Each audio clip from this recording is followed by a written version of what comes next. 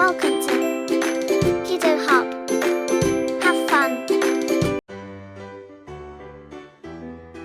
Excitedly. Hey there, Kiddo Hub friends! Welcome back to another episode of Kiddo Hub, where the fun never stops. I'm your host name, and today we have an amazing craft project that's perfect for you and your friends. Are you ready to get crafty? Let's dive right in. Today, we're going to make our very own glittery paper plate dream catchers. They're super fun to make and look so cool hanging in your room. Here's what you'll need. We need paper plates, colorful yarn or string, glitter glue, feathers, beads, scissors. Make sure to ask an adult for help. A hole puncher, and markers or paint for decorating. First, grab a paper plate and some markers or paint. We're going to decorate the outer rim of the plate. You can draw patterns, doodles, or even your favorite characters. Go wild with your imagination. Next, we're going to cut out the center of the plate, leaving just the rim. Remember, if you're using scissors, ask an adult for help.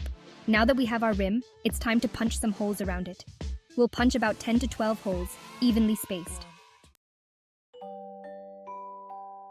Now, let's take our colorful yarn or string and start weaving it through the holes to create a web. You can tie a knot at the back to secure it and then start threading the string through the holes in a crisscross pattern. Host, look at that! Our web is starting to take shape. Don't forget to add some beads to your string as you go. It makes the web look even more magical. Once you're happy with your web, tie off the end at the back of the plate. Now it's time to make it sparkle. Use your glitter glue to add some extra shine to the web and the rim of your dream catcher. While our glitter dries, let's make the hanging decorations.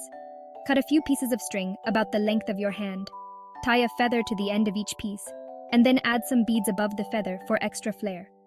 Now that we have our beautiful feather strings, we need to attach them to the bottom of the paper plate. Use the hole puncher to make 3 to 4 holes along the bottom edge of the plate. Thread each feather string through a hole and tie a knot at the back to secure it.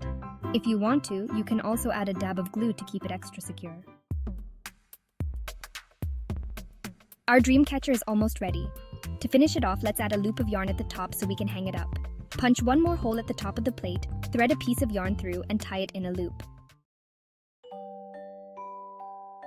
Thanks for crafting with me today, Kiddo Hub friends.